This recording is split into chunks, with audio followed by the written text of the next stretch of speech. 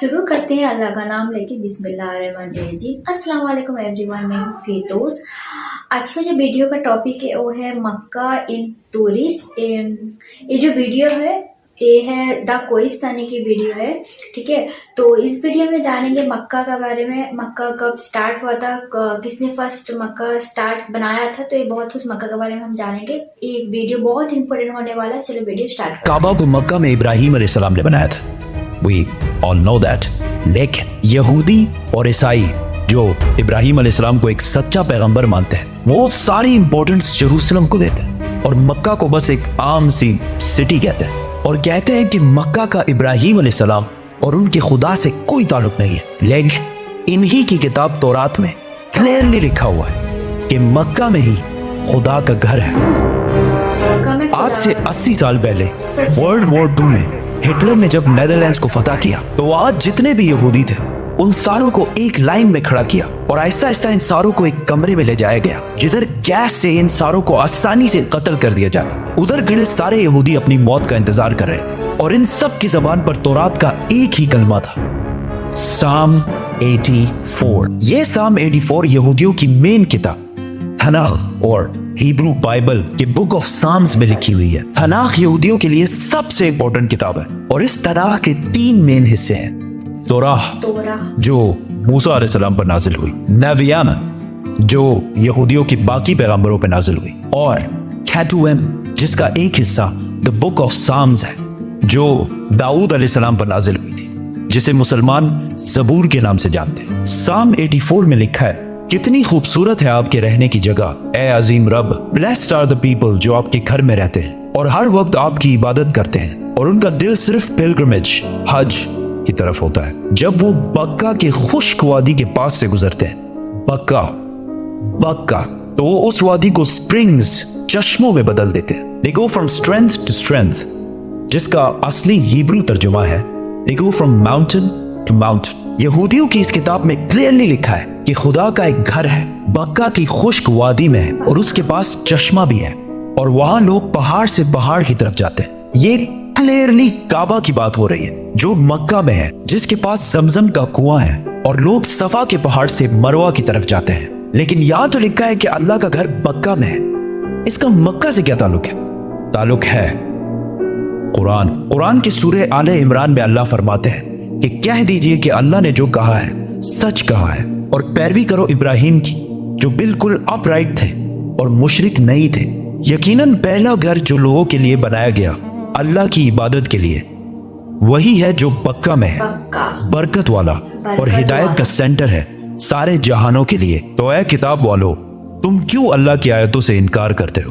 قرآن اور تورات دونوں نے مکہ کو مکہ نہیں بلکہ بکہ کہا ہے اور بکہ مکہ کا ہی پرانا نام ہے. مسلمانوں کا پہلا قبلہ مکہ کے بجائے جیروسلم میں بیت المقدس تھا. ایک دن مدینہ میں رسول اللہ صلی اللہ علیہ وسلم مسجد میں نماز پڑھا رہے تھے کہ اچانک اللہ کی طرف سے حکم ہوا کہ جہاں بھی ہو اپنا رخ بیت المقدس سے پھیر کر مکہ میں کعبہ کی طرف کرو. تو رسول اللہ صلی اللہ علیہ وسلم نماز کے دوران ہی 180 ڈگریز کعبہ کی طرف ٹرن ہوئے اور پیچھے کھڑے سارے صحابہ نے بھی ایسا ہی کیا اور اس طرح پہلی دفعہ مسلمانوں کا نیا قبلہ بنا. تو یہودیوں نے کہا کہ مسلمانوں نے اصلی قبلے بیت المقدس کو چھوڑ کر پتہ نہیں کہاں سے ایک نیا قبلہ ایجاد کر لیا. یہودی اور ہسٹورینز دونوں اس بات کو مانتے ہیں کہ جیروسلم میں یہودیوں کا پہلا ٹیمپل سلیمان علیہ السلام نے آج سے 3000 سال پہلے بنایا تھا, جبکہ مکہ میں کعبہ کو ابراہیم علیہ السلام نے بنایا تھا جو سلیمان علیہ السلام سے بھی ہزاروں سال پہلے گزر چکے تھے.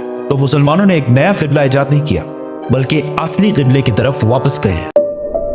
یہودی مذہب میں ابراہیم علیہ السلام نے اسماعیل علیہ السلام اور ان کی ماں ہاجر کو پاران کی ڈیزرٹ میں چھوڑا تھا جس کو آج بہت سارے ہسٹورینز حجاز کا علاقہ سمجھتے ہیں اور اسی حجاز میں مکہ بھی واقع ہے. یہودیوں کے ریلیجن میں اسماعیل علیہ السلام کی اتنی امپورٹنس نہیں ہے جتنی اسحاق علیہ السلام کی ہے, اور وہ کہتے ہیں کہ ابراہیم علیہ السلام کو اسحاق علیہ السلام کو ذبح کرنے کا حکم دیا گیا تھا, اسماعیل علیہ السلام کو نہیں. لیکن وہ ہمیشہ سے اسماعیل علیہ السلام اور اس کی اولاد کو نیک اور سچے لوگ مانتے ہیں, اور اس کا اندازہ اس مووی کے کلپ سے ہوگا جو یہودیوں نے موسیٰ علیہ السلام پر بنائی تھی. جب موسیٰ علیہ السلام مصر سے بھاگ کر جیتھرو کے پاس پناہ لیتے ہیں تو جیتھرو ان سے کہتے ہیں Abraham is the father of many nations. We are the children of Ishmael, his firstborn. We are the obedient of God. काबा को बनाने के बाद मक्का का पहला नाम बक्का था और यहाँ ज्यादातर इस्माइल अलैहिस्सलाम की औलाद आबाद थी। जैसे जैसे वक्त गुजरता गया आहिस्ता आहिस्ता बहुत सारे और ट्राइब्स भी मक्का में रहने लगे और यहाँ का नाम बक्का से मक्का में बदल गया। और ऐसा हिस्ट्री में बार बार हुआ है, जैसे बॉम्बे और मुंबई। आहिस्ता आहिस्ता लोग असली रिलीजन को छोड़कर बुतों की इबादत करने लगे और काबा को भी अजीब अजीब बुतों से भर दिया। रसूलुल्लाह सल्लल्लाहु अलैहि वसल्लम की उम्र जब 35 साल थी तो एक दिन बारिशों की वजह से काबा की छत अचानक गिर गई तो मक्का के लोगों ने काबा को दोबारा बनाने का इरादा किया, लेकिन सिर्फ हलाल पैसों से।